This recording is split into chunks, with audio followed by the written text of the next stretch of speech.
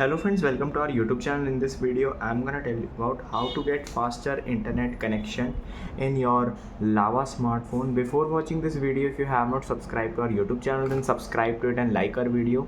So let's start friends. First you have to open your settings, then friends you have to click on this internet and this click on the mobile networks Airtel, and friends you will see here it is.